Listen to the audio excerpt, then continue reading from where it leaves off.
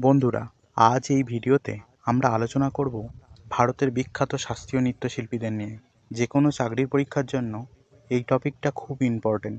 এই ভিডিওটা পুরোটা দেখো আর এই টপিকটা নিয়ে একেবারে টেনশন ফ্রি হয়ে যাও। ভারতীয় শাস্ত্রীয় নৃত্যের উৎপত্তি ভরতমুনির লেখা নাট্যশাস্ত্র বই থেকে। নাট্যশাস্ত্র অনুযায়ী ভারতীয় শাস্ত্রীয় নৃত্য ৮ প্রকার: ভারতনাট্যম, কত্থক, কথাকলি, কুচিপুড়ি, ওডিশি, মণিপুরী, মোহিনীঅট্টম ও সত্রিয়া। ভারতনাট্যম তামিলনাড়ু নৃত্য, কত্থক উত্তরপ্রদেশ, কথাকলি কেরল, কুচিপুড়ি অন্ধ্রপ্রদেশ, ওডিশি উড়িষ্যার, মণিপুরী মণিপুরের, মোহিনীঅট্টম কেরল আর সত্রিয়া আসামের নৃত্য। ভারতের আধুনিক নৃত্যের জনক উদয়শঙ্কর। উদয়শঙ্কর ভারতীয় শাস্ত্রীয় নৃত্যের সাথে ইউরোপীয় নাট্য কৌশলগুলোকে নৃত্যের একটা ফিউশন শৈলী তৈরি করার জন্য সবচেয়ে বেশি পরিচিত। এবার আমরা মেন টপিকে আসি। কত্থক, এটি উত্তরপ্রদেশের নৃত্য। কত্থক নৃত্যের নাম শুনলে যার কথা প্রথমেই আসে তিনি হলেন পণ্ডিত বিরজু মহারাজ। পণ্ডিত বিরজু মহারাজের পুরো নাম ব্রিজমোহন নাথ মিশ্র। পণ্ডিত বিরজু মহারাজ লগ্ন ঘরানার একজন প্রধান শিল্পী। তিনি কত্থক নৃত্যের জন্য পরিচিত। সিতারা দেবী। সিতারা দেবী কত্থক নৃত্যের একজন বিখ্যাত নৃত্যশিল্পী। তাকে কত্থক নৃত্যের রানী বলা হয়। আরও কয়েকটা নাম রয়েছে যেগুলো কত্থক নৃত্যের জন্য খুব ইম্পর্টেন্ট। সেগুলো হলো শম্ভু মহারাজ, কুমারী কমলা, শোভনা নারায়ণ, লাচ্ছু মহারাজ, জানকী প্রসাদ।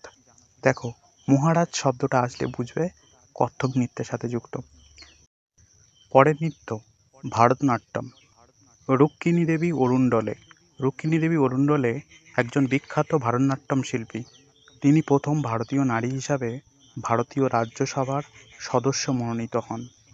পদ্মা সুব্রমণিয়াম। পদ্মা সুব্রমণিয়াম হলেন ভারতীয় শাস্ত্রীয় ভারতনাট্যম শিল্পী।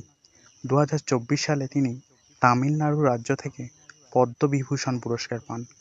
দেখো, 2024 সালে তিনি পদ্মবিভূষণ পুরস্কার পান, এই জন্য পদ্মা সুব্রমণিয়াম খুব ইম্পর্টেন্ট। বৈজয়ন্তীমালা। বৈজয়ন্তীমালা হলেন একজন ভারতীয় শাস্ত্রীয় ভারতনাট্যম নৃত্যশিল্পী ও চলচ্চিত্র অভিনেত্রী। 2024 সালে তিনি পদ্মবিভূষণ পুরস্কার পান। বুঝতে পারছো, এই নামটাও খুব ইম্পর্টেন্ট, কারণ 2024 সালে ইনিও পদ্মবিভূষণ পুরস্কার পান, খেয়াল রেখো।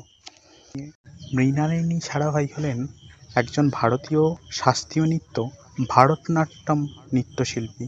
1954 সালে পদ্মভূষণ এবং 1952 সালে সঙ্গীত নাটক একাডেমি পুরস্কার পান। ভারতনাট্যম নৃত্য থেকে আরও কয়েকটা ইম্পর্টেন্ট নাম আসে, সেগুলো হলো লীলা স্যামসন, তাঞ্জোর বালা সরস্বতী, আলারমেল ভাল্লি। ওডিশি। ওডিশি উড়িষ্যা রাজ্যের নৃত্য। ওডিশি নৃত্য থেকে যে নামটা খুব ইম্পর্টেন্ট সেটা হলো কেলুচরণ মহাপাত্র।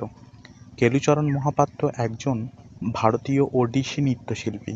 তিনি উড়িষ্যা রাজ্য থেকে প্রথম ব্যক্তি হিসাবে পদ্মবিভূষণ পুরস্কার পেয়েছিলেন। মণিপুরী নৃত্য। মণিপুরী নৃত্য মণিপুরের নৃত্য। গুরু বিপিন সিং, সবিতা মেহতা, নীলিমা মেহতা, দর্শনা জাভেরি। দেখো, মেহতা মেহতা বারবার আসছে, মেহতা আসছে মানে বুঝতে হবে যে মণিপুর। মোহিনীঅট্টম কেরলের নৃত্য। মোহিনীঅট্টম থেকে ইম্পর্টেন্ট নাম হলো কালামণ্ডলম, কল্যাণী কুট্টিয়াম্মা। কুচিপুড়ি অন্ধ্রপ্রদেশের নৃত্য।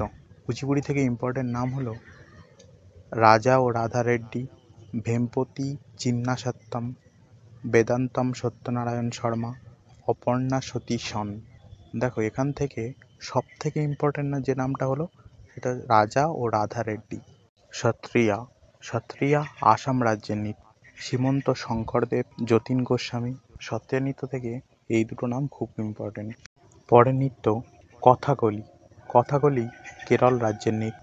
এখান থেকে সব থেকে ইম্পর্টেন্ট নাম হলো মুকুন্দ রাজা। এবার আমরা তাদের নাম জানবো যারা দুটো নৃত্যের জন্য খুব বিখ্যাত, যেমন সোনাল মানসিং। সোনাল মানসিং হলেন ভারতীয় এবং ওডিশি নৃত্যকলায় পারদর্শী একজন ভারতীয় শাস্ত্রীয় নৃত্যশিল্পী ও নৃত্য প্রশিক্ষক। তিনি 2018 সালে ভারতের রাষ্ট্রপতি দ্বারা মনোনীত রাজ্যসভার একজন সদস্য।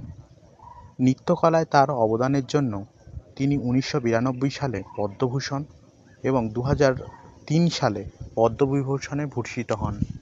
পরবর্তী নাম যামিনী কৃষ্ণমূর্তি। যামিনী কৃষ্ণমূর্তি হলেন একজন ভারতনাট্যম ও কুচিপুড়ি ধারার নৃত্যশিল্পী।